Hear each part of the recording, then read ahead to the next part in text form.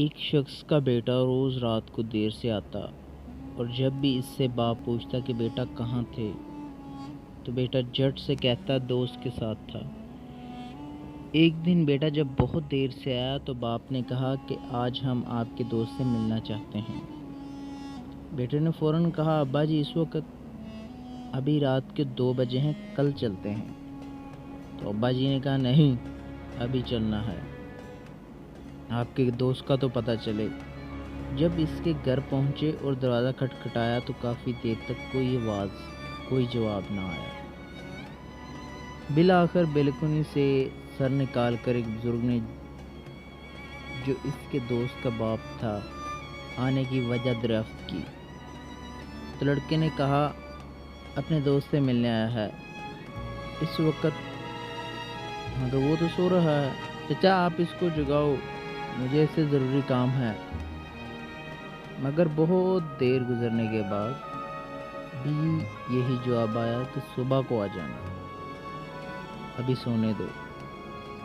اب تو عزت کا معاملہ تھا تو اس نے ایمرجنسی اور اہم کام کا حوالہ دیا، مگر آنا تو درکنار، دیکھنا اور جھکنا بھی گوارا نہ کیا۔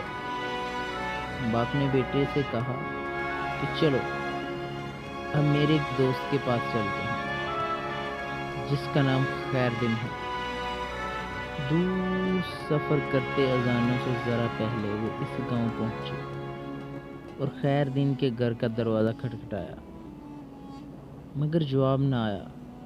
بالآخر اس نے زور سے اپنا نام بتایا کہ میں اللہ دیتا ہوں، مگر پھر بھی دروازہ ساکت، کوئی حرکت نہیں۔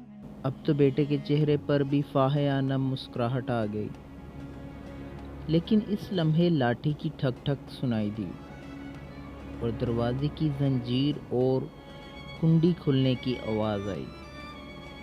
ایک بوڑھا شخص برآمد ہوا جس نے لپٹ کر اپنے دوست کو گلے لگایا اور بولا کہ میرے دوست بہت معذرت، مجھے دیر اس لیے ہوئی کہ جب تم نے 27 سال بعد میرا دروازہ رات گئے کھٹکھٹایا تو مجھے لگا کہ کسی مصیبت میں ہو، اس لیے جمع پیسے نکالے کہ شاید پیسوں کی ضرورت ہے، پھر بیٹے کو اٹھایا کہ شاید بندے کی ضرورت ہے، پھر سوچا شاید فیصلے کے لیے پک کی ضرورت ہو تو اسے بھی لایا ہوں۔ اب سب کچھ سامنے ہے، پہلے بتاؤ کہ کس چیز کی ضرورت ہے۔ یہ سن کر بیٹے کی آنکھوں سے آنسو آ گئے کہ ابا جی کتنے سمجھاتے تھے کہ بیٹا دوست وہ نہیں ہوتا جو 7 جگہوں میں ساتھ ہو، بلکہ وہ ہوتا ہے جو ایک آواز پر حق دوستی نبھانے آ جائے۔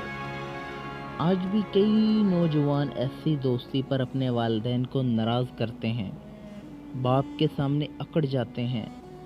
تو دوستو ذرا دل تھام کر سوچئے۔